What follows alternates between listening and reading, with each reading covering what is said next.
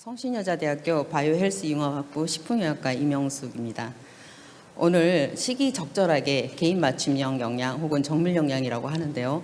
이 시대의 개막이라는 아주 적절한 시기에 적절한 주제로 그 1세대 연구자인 저를 초청해 주신 파이낸셜 뉴스 관계자 여러분께 진심으로 감사드리고 이 자리에 서게 된 것을 영광으로 생각합니다.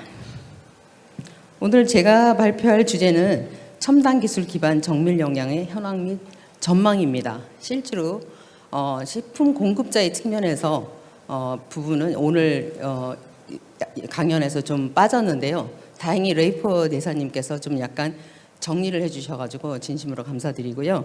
제가 오늘 말씀드릴 주제의 순서를 보면은 일단 이 정밀 영양이 정리되기 전에 한국인의 건강 문제 그리고 이 마켓 상황 그리고 정밀영 기술 개발의 가이드라인이 필요한 시점이다 이렇게 생각하고 있고 국내의 그 정밀 영양 개발 현황 그리고 향후 전망 순서로 말씀을 드리도록 하겠습니다.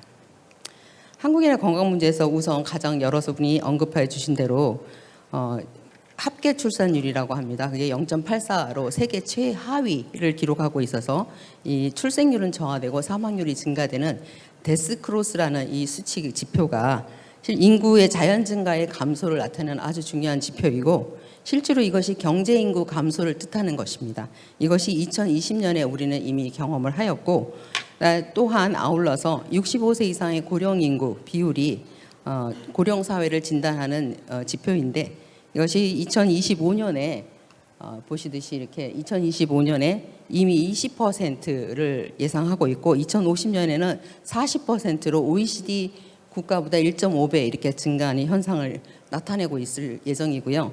이런 것 때문에 의료 비용의 부담률은 굉장히 증가할 것입니다. 실제로 우리나라의 의료 진료비의 총 의료 진료비의 지출의 41% 이상이 노인 진료비로 지출되고 있고 그 규모는 42조에 이른다고 합니다. 그러니까 2025년과 2050년에 의료 비용 부담이 차세대에서 해야 되기 때문에 굉장히 중요한 우리 현세에 대해서 대책을 세워야 하는 주제라고 생각이 됩니다.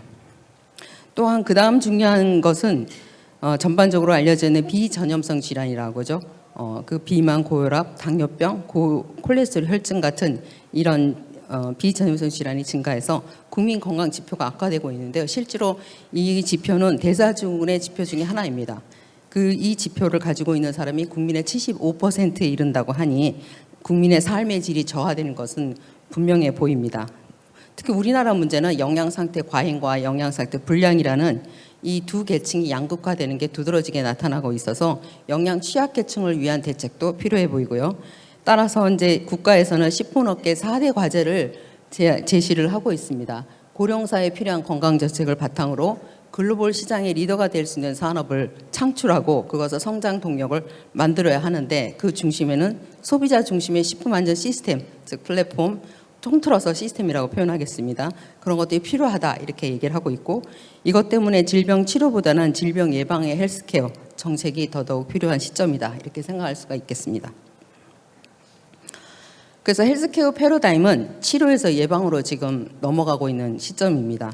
이것이 굉장히 중요한 이유는 식생활 습관 변화라든가 이런 것이 국가 의료비 절감에 굉장히 효과가 있고 신약 개발이라고 하는 치료 기술에 투자하기보다는 모니터링이나 진단, 생리활성과 같은 예방 기술에 투자하는 것이 투자 대비 효율이 높다 이렇게 생각할 수 있고 이걸 기반으로 한 건강 정책은 목표 달성에 매우 쉽다 이런 측면에서 치료보다 예방으로 넘어가는 것이 전반적으로 유리하다 이런 결과를 가지고 있고 실질적으로 미국 질병통제예방센터에서는 당뇨 예방 프로그램이나 당뇨 예방 인지 프로그램을 실시한 결과 당뇨 발병률이 58% 감소했고 또 10년 후에는 34% 그리고 핀란드나 중국, 인도에서도 기간에 따라서 조금 다르긴 하지만 58, 43, 28.5%의 당뇨 발병률이 감소했고 실질적으로 의료비 절감 효과도 매우 뛰어났다. 이렇게 해서 예방 효과에 대해서 증거가 매우 다양하게 있습니다.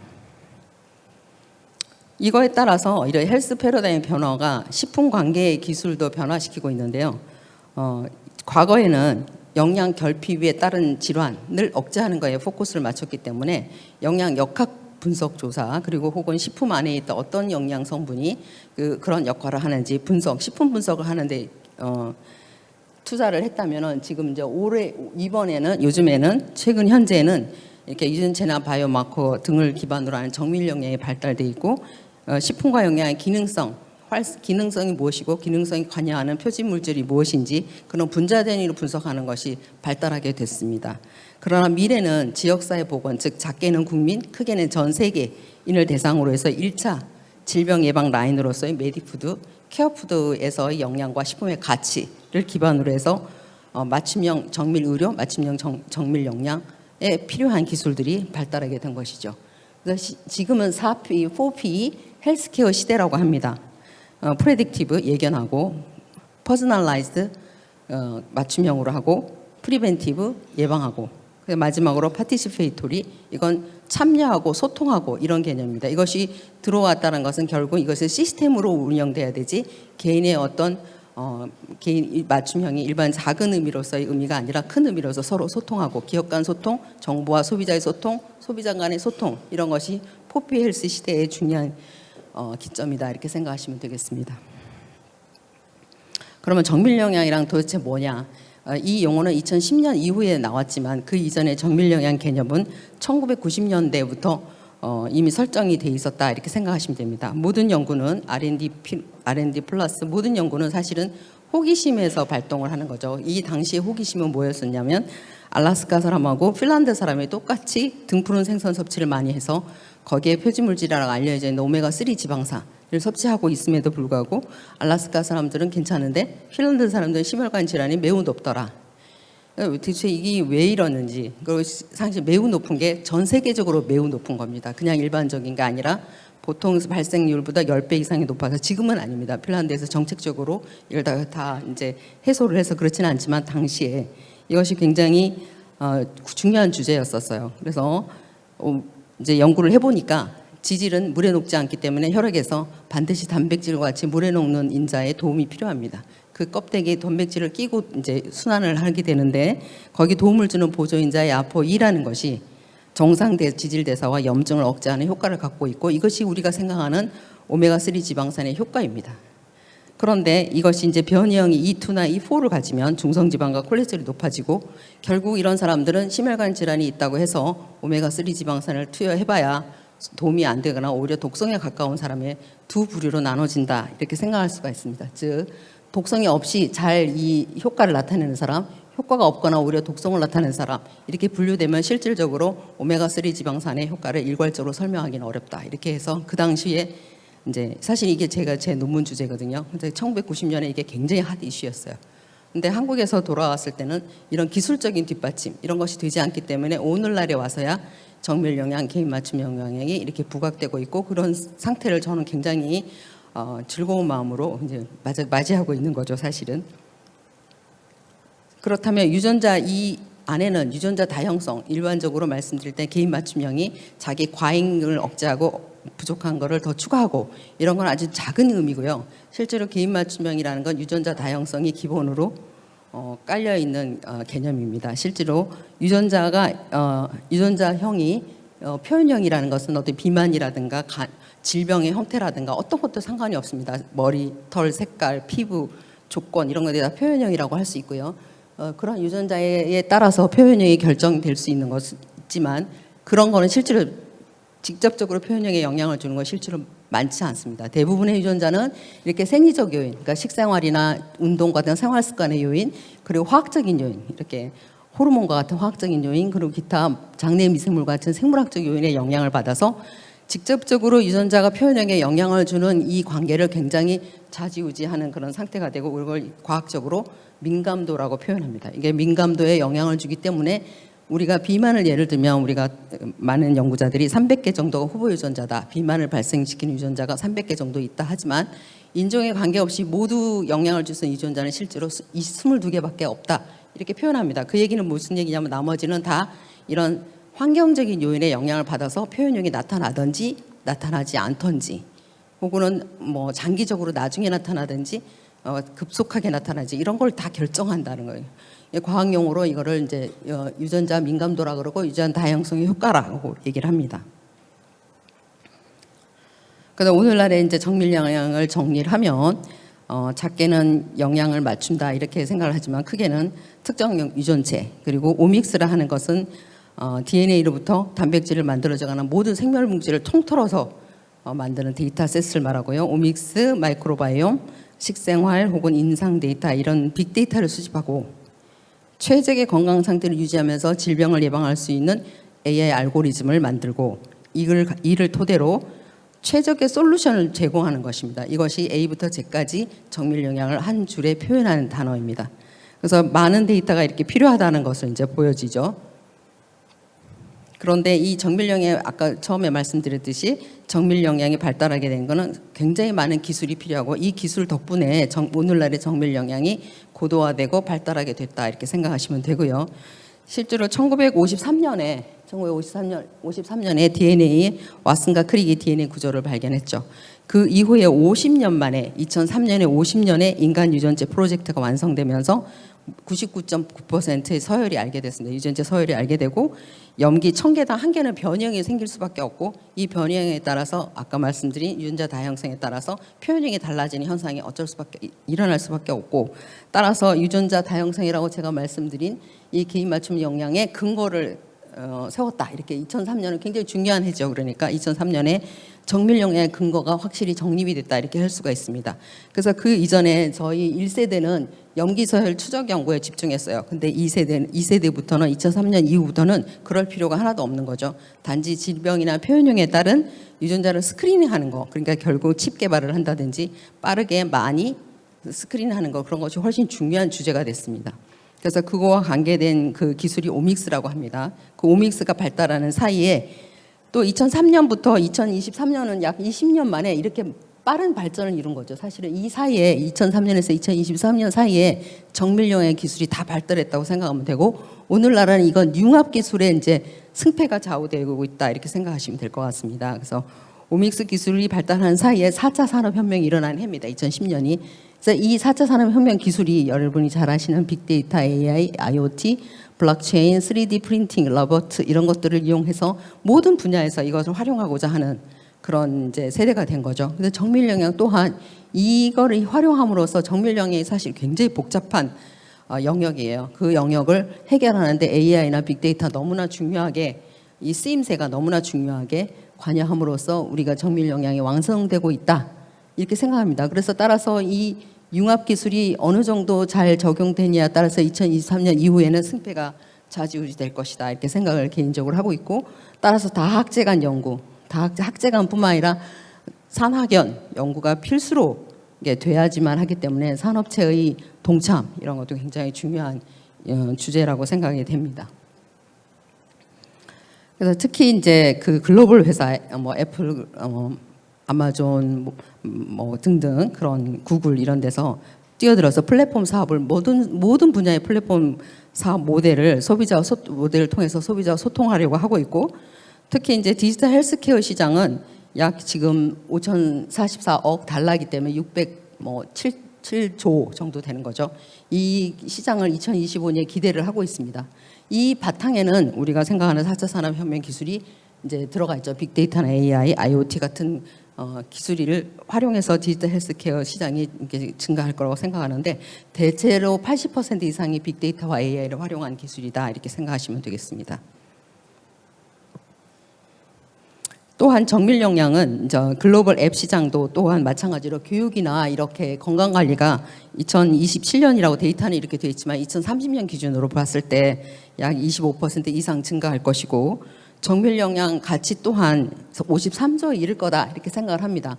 그런데 실제로 정밀 영양에 필요한 아까 다학제 간에 필요한 영역들이 유전체 14조, 그다음 마이크로바이옴 130조, 빅데이터 508조, 정밀 의료가 200조, 푸드텍이 410조. 오늘 이제 관심이 푸드텍이죠. 그 차세대 신동력이 있는 여러 가지 뭐 대체육이라든가 아까 배양육 기타 등등 뭐 요즘에 채식, 고령화 이런 게 관계된 메디푸드가 거의 200조에 가깝게 여기에 포함되어 있습니다. 그래서 모든 걸 포함해 정밀 영양도 포함되어 있고요. 푸드텍이 우리가 생각하는 부분인데 이걸 다 합치면 사실 1,300조가 넘어요.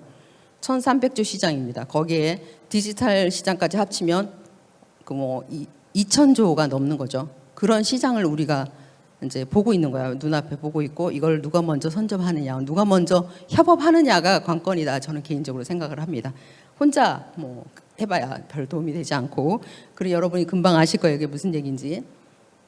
그래서 너도나도 지금 뛰어들고 있습니다. 글로벌 회사는 당연하고 기타 한국에서도 내노라 하는 대기업에서 다 이렇게 뛰어들고 있어요. 그래서 너도나도 하고 있기 때문에 소비자가 혼란스러울 수 있어요. 결국 소비자에게 뭘 주느냐가 굉장히 중요한 솔루션이잖아요. 그 솔루션을 명확하게 제시 못하면 소비자는 혼란합니다. 지금까지 말한 게 굉장히 어렵잖아요. 그렇지만 소비자는 쉽게 줘야 돼요. 쉽게 줘야 되는데 그 부분을 해결하지 않고 기술은 어떤 부분은 우리가 굉장히 나중에 말씀드리겠지만 굉장히 뛰어난데 어떤 기술은 모자라요. 그렇기 때문에 솔루션을 해결해서 굉장히 막히는 게 많습니다. 그런 것들이 있기 때문에 정밀 영양 개발의 가이드라인은 좀 필요하지 않겠나 이렇게 개인적으로 생각해서 제가 가이드라인을 만들어 봤습니다. 첫 번째는 뭐냐면은 우선은 빅데이터를 기반으로 하되 한국인의 타겟을 둬야 되고요. 한국인의 주요 질병을 타겟을 해야지 외국인 질병은 소용이 없다라는 것을 여러 번 제가 강조했었습니다. 그래서 거기에 영향을 주는 요인을 빅데이터에서 가져와야 되겠죠. 그게 제일 중요하고 그다음에 유전자 후보 도출은 너무나 요즘에 기술이 좋아서 정말 적은 돈으로도 의뢰할 수 있고 그걸 이제 그런 분석기관에 의뢰를 할 수 있고 본인이 계속 실험실에서 할 이유가 하나도 없어요.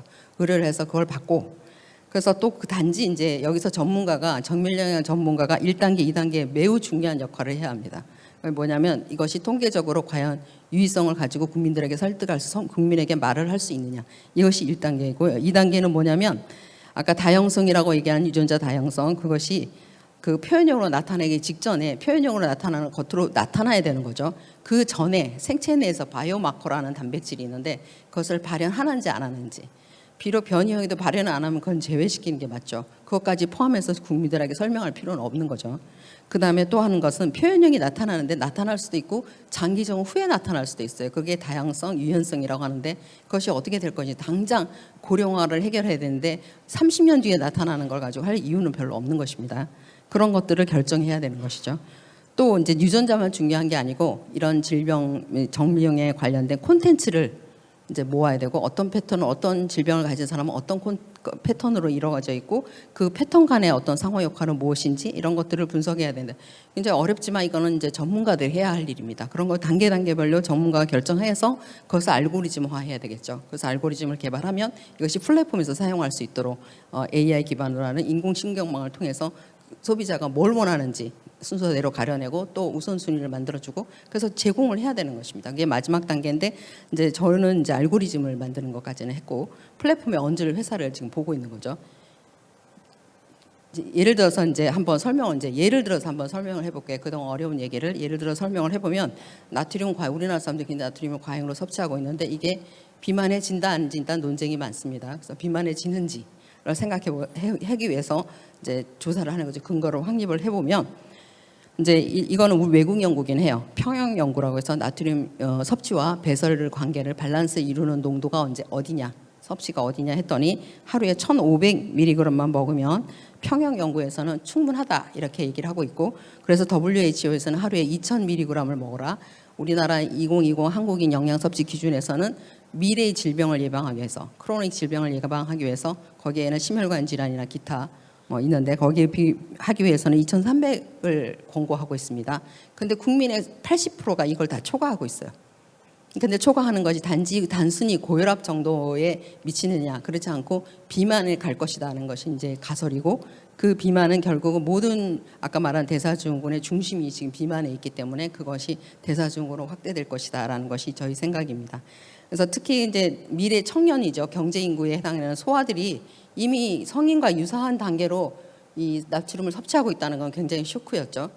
실질적으로 그 범주가 똑같습니다. 성인하고 섭취하는 게. 그래서 이 사람들의 비만 형태가 성인 비만으로 이어지고 실제 성인 비만이 30대 나타나면 이 친구들은 20대 나타나면 경제 인구로서 굉장히 손실이죠. 국가적 손실이죠. 그거를 막기 위해서 생각을 해보니 3,000mg 이상 먹으면 비만 위험도가 5배가 높다라는 것을 알게 됐어요. 성인도 그렇지만 소아도 똑같다라는 거죠.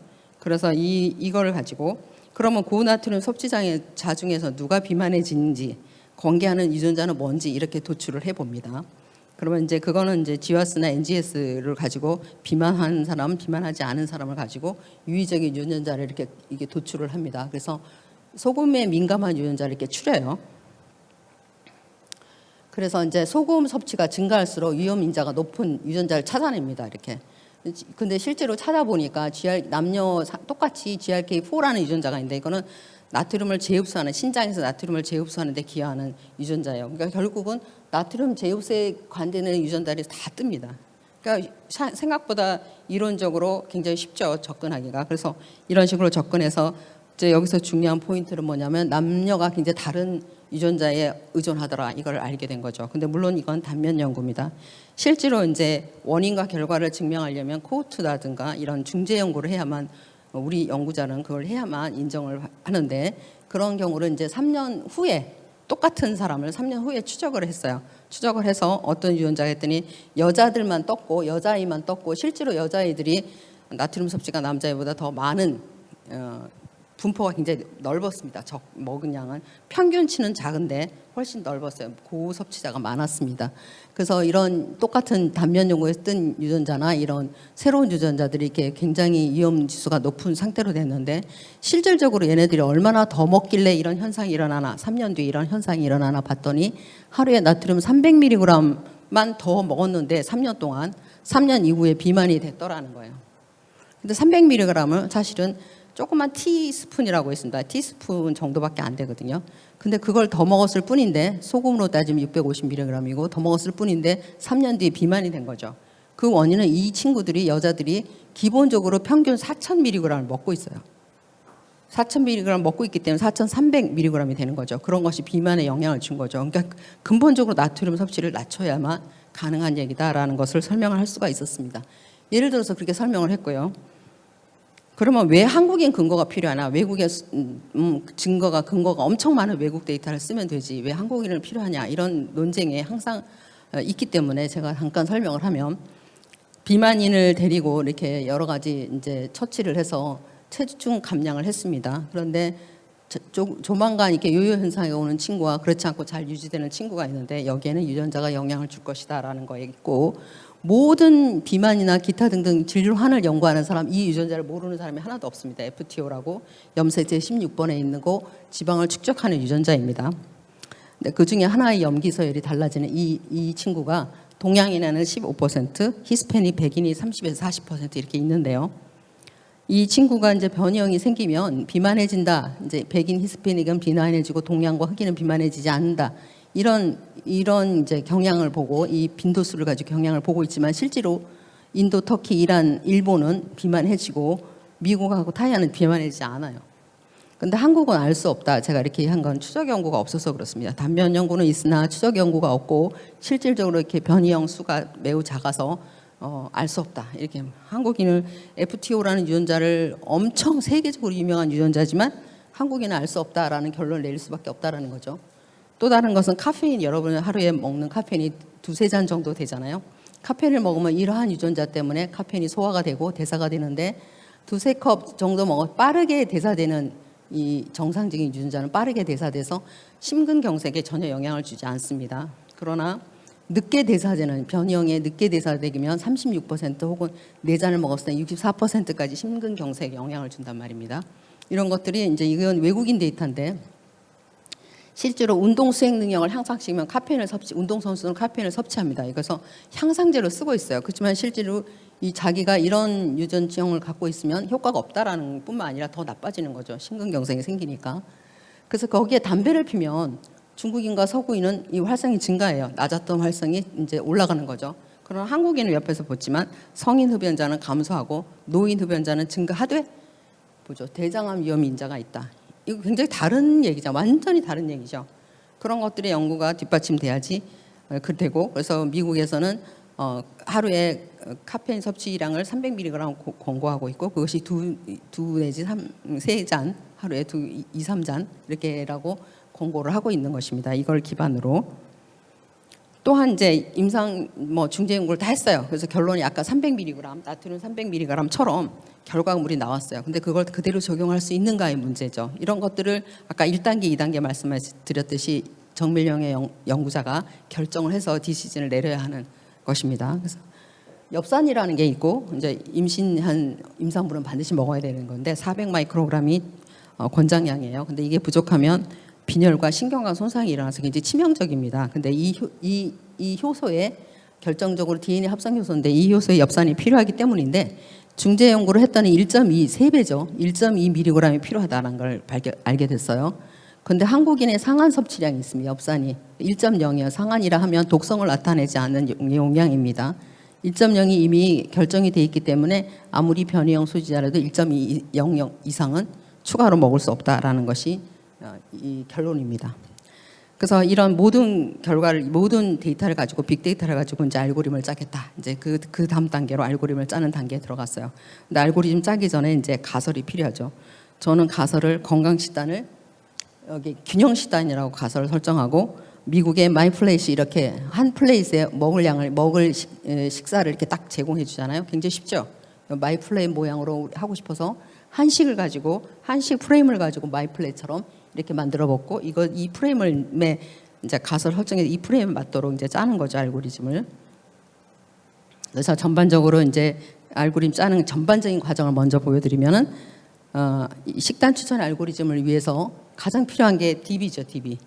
DB는 정형 데이터와 비정형 데이터가 있어요. 근데 정형 데이터는 정형 데이터, 비정형 데이터 모두 다 이렇게 통합을 하게 되면 가공이 필요하고 표준화가 필요합니다. 실제로 2단계에서 식약청장님이 가셨지만 2단계에서 너무나 중요한 2단계에서 우리가 아직 부족한 게 너무 많고 요 단계만 저는 1년 반이 30명의 전문가가 1년 반이 걸려서 이제 이걸 했습니다.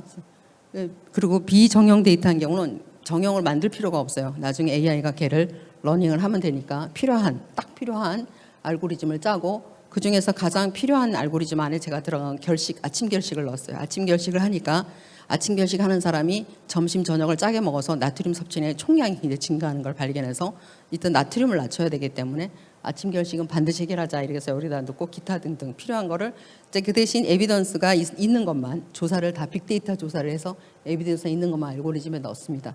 이걸 이제 플랫폼화 해야 되죠. 플랫폼에서 소통을 하는 플랫폼으로 이제 고도화시키기 위해서는 인공신경망이 필요합니다. 그거는 유저들이 요구하는 활용이 다 다르죠. 유저들이 어떻게 활용할 것인지 어떻게 요구할 것인지 이 다르기 때문에 거기에 따라서 제공할 식단 서비스를 위해서 다양한 AI 등 고도화 기술이 필요합니다.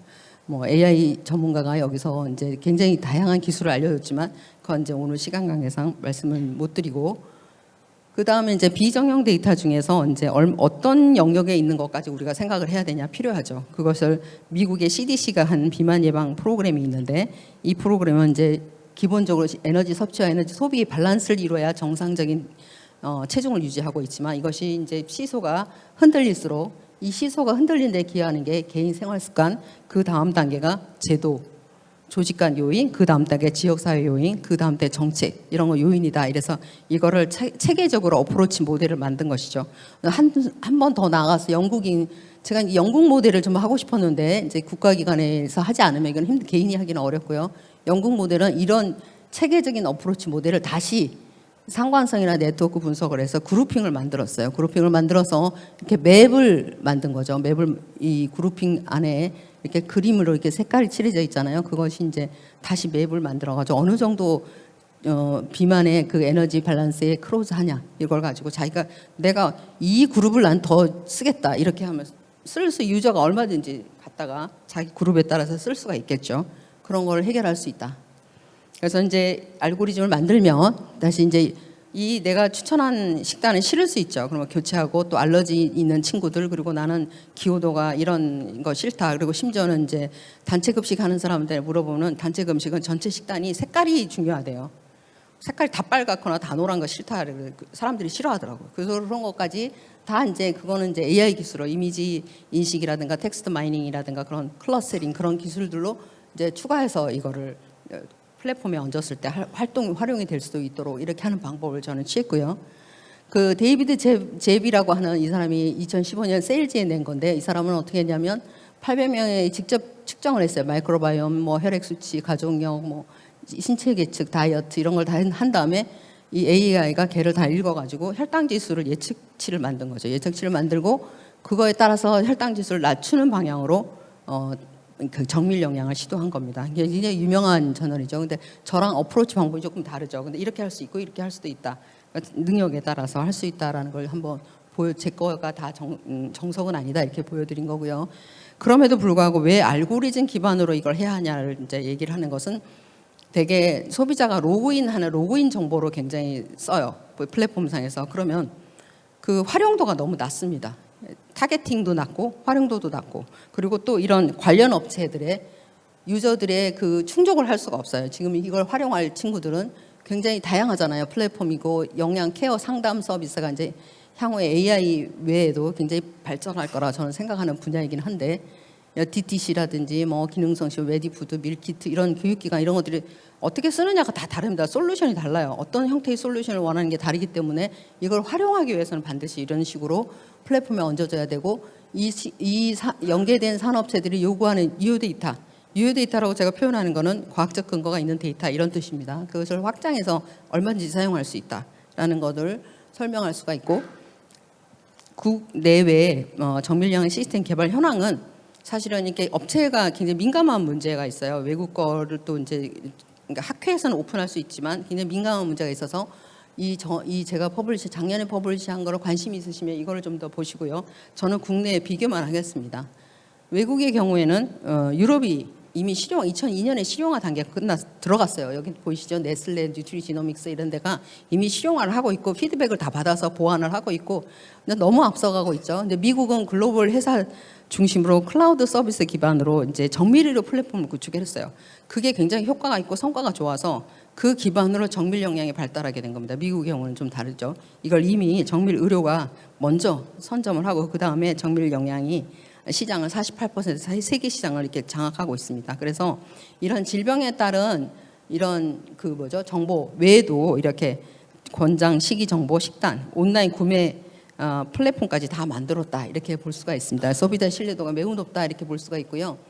이제 시간이 굉장히 초과됐는데 오로보어스 미국의 오로보어스라는 걸 제가 잠시 설명을 하고 싶습니다. 왜냐하면 이게 우리가 벤치마킹해야 할 중요한 대상이기 때문에 실제로 2015년에 오바마가 이제 발표를 해서 시작된 건데 2018년에 미국 전역에 런칭됐고 340 모집 사이트에서 했는데 굉장히 중요한 부분은 뭐냐 충분한 파일럿 기간, 충분한 연구 기간이 있었고 시작하기 전에 3년이죠. 충분히 했었고 그 다음에 표준화된 프로토콜로 했다라는 거예요. 우리도 지금 100만 모집하는 거 알고 있는데 얼마나 충분한 프로토콜을 가지고 하는지 제가 잘 모르겠습니다. 그리고 이제 2027년에는 이미 인공지능 앱 개발이 나왔고 신약 개발을 할 것이다 이렇게 얘기를 하고 있으니까 충분한 데이터가 있으니 인공지능으로 그 다음 문제는 이미 기술이 있으니까요 충분히 가능하다 이렇게 생각하고 있는 거죠.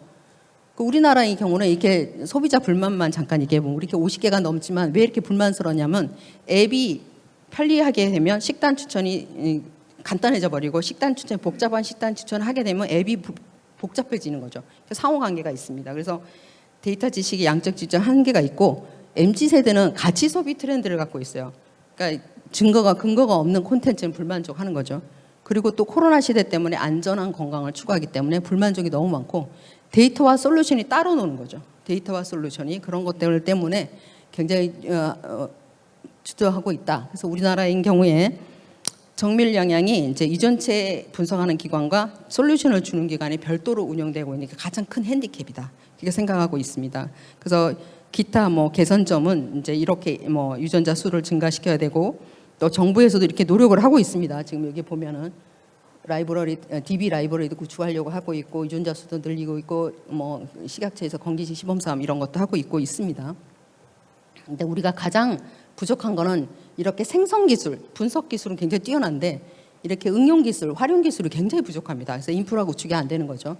미국을 100으로 놨을 때 중국과 한국은 70대고요. 일본은 80, EU는 90대로 유전체 정보 기술 이런 바이오마커 기술이 부족하다. 이걸 이제 보충을 해야 똑같이 이렇게 올라갈 수 있는 것입니다. 그런 부분을 얘기를 했고 지금의 이제 부작용이라고 하면 이건 좀 읽어보시면 좀 될 것 같고요. 부작용이라 하면 미국도 하루에 1년에 90개 이상 DTC 사람이 난립하다고 합니다.